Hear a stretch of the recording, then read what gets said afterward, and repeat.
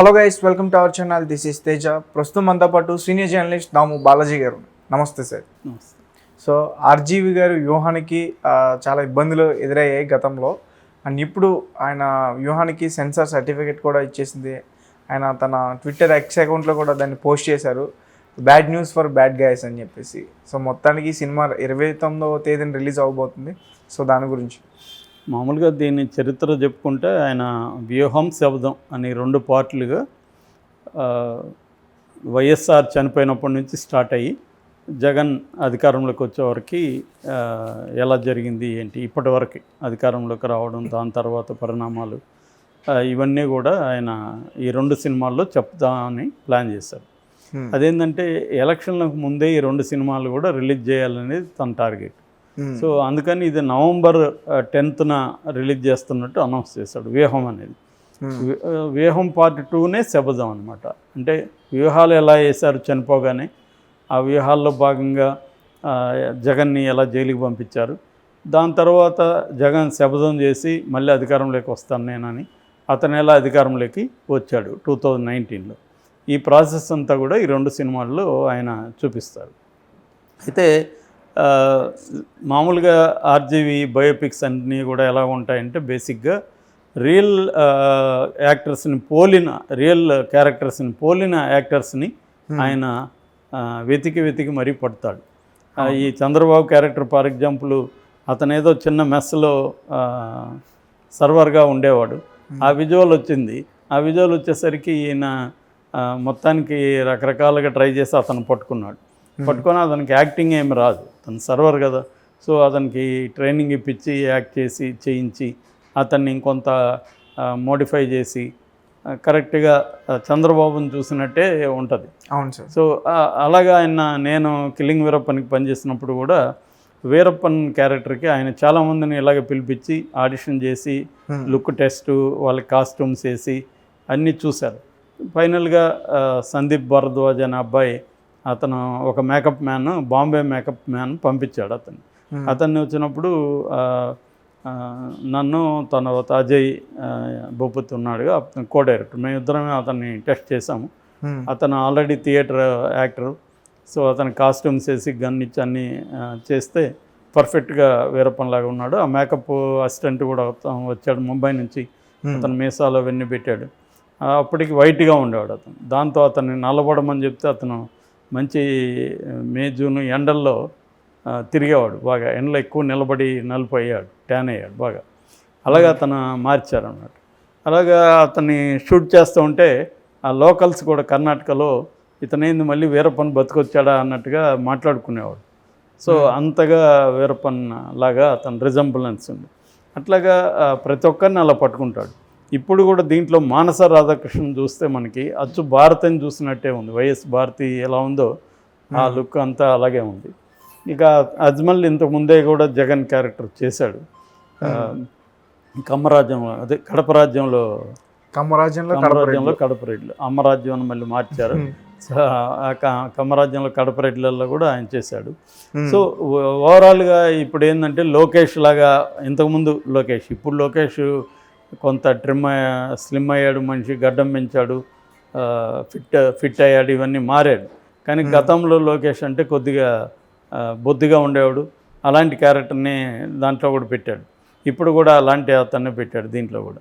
So ఈ video ఇవి అట్లాగే పవన్ కళ్యాణ్ లాగా ఉండే క్యారెక్టరు, చిరంజీవి, ఇలాగా ఏంటంటే రియల్ క్యారెక్టర్స్ని పోలిన ఆర్టిస్టులను పెట్టడం అనేది చేయడం వల్ల లోకేష్ దీని మీద సెన్సార్ బోర్డుకి కంప్లైంట్ చేశాడు.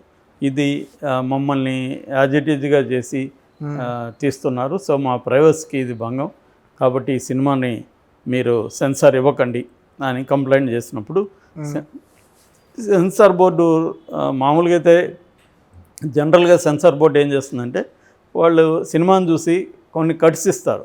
ఎన్ని కట్స్ అనేది పక్కన పెడితే కట్స్ ఇస్తారు, కొన్ని పేర్లు మార్చమంటారు, ఇలాంటివి చెప్తుంటారు. అప్పుడు ప్రొడ్యూసరు, డైరెక్టరు రివైజింగ్ కమిటీకి అప్పీల్ చేసుకుంటారు. రివైజింగ్ కమిటీ ఫ్రెష్గా మళ్ళీ సినిమా చూసి కొత్తగా వాళ్ళు కట్స్ ఇవ్వడం కానీ లేకపోతే ఉన్నవి తీసేయడం కానీ చేసి ఇది ప్రాసెస్. కానీ ఇక్కడేం జరిగిందంటే లోకేష్ ఎప్పుడైతే కంప్లైంట్ ఇచ్చాడో ఈ సెన్సార్ బోర్డే రివైజింగ్ కమిటీకి వీళ్ళే ఇచ్చేశారు, దాన్ని రికమెండ్ చేశారు. సో వీళ్ళకి కూడా అది నోటిఫై చేశారు ప్రొడ్యూసర్ డైరెక్టర్. సో ఇది జనరల్గా జరగదు, ఇది రేరెస్ట్ ఆఫ్ ది రేర్. దాంతో తెలుగుదేశం శ్రేణులంతా కూడా మేము సక్సెస్ అయినాము, ఇతనికి ఇంకా సినిమా రిలీజ్ కాదు అనేది చెప్పుకుంటూ వచ్చారు. అప్పుడు కూడా నేను రిలీజ్ చేస్తానని ఆర్జీవి ప్రెస్ మీట్లో చెప్పాడు. చాలామంది ఏమనుకున్నారంటే ఓటీటీకి ఏమైనా ఇస్తాడా అని అనుకున్నారు. కొంతమంది ఏమో ఫైబర్ గ్రిడ్ ఉంది కదా, దాని ద్వారా ఆంధ్రప్రదేశ్లో రిలీజ్ చేస్తారనుకున్నారు. కానీ ఆయన పట్టువదలని విక్రమార్కుల్లాగా వదలకుండా రివైజింగ్ కమిటీ వాళ్ళని ఫాలోఅప్ చేశాడు. సో రివైజింగ్ కమిటీ ఆయనకి లేటెస్ట్గా యూ సర్టిఫికేట్ ఇచ్చి సినిమాకి సెన్సార్ సర్టిఫికేట్ ఇచ్చింది. రీజనల్ బోర్డ్ ఆఫీసర్ షిపాలి కుమార్ ఆధ్వర్యంలో ఒక టీము దాన్ని చూశారు, రీజనల్ టీం అనమాట. నాట్ ఓన్లీ తెలుగు వాళ్ళు కాదు, మొత్తం కన్నడ, తమిళ అందరూ కలిసి మెంబర్స్ చూశారు దాన్ని. సో సర్టిఫై చేశారు.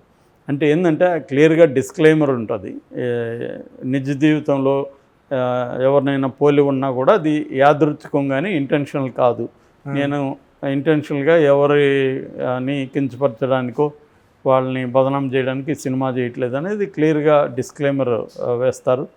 అట్లాగే వాళ్ళ పేర్లు యాజ్ ఇట్ ఈజ్ పేర్లు ఉండవు, లొకేషన్ చంద్రబాబు అని ఉండదు, పోలిన మనుషులు అనేది ఉండొచ్చు. దాంట్లో ఏమి అంటే లొకేషన్ రాకేష్ అని అంతే అలాగే ఉంటుంది ఆయన. Right sir.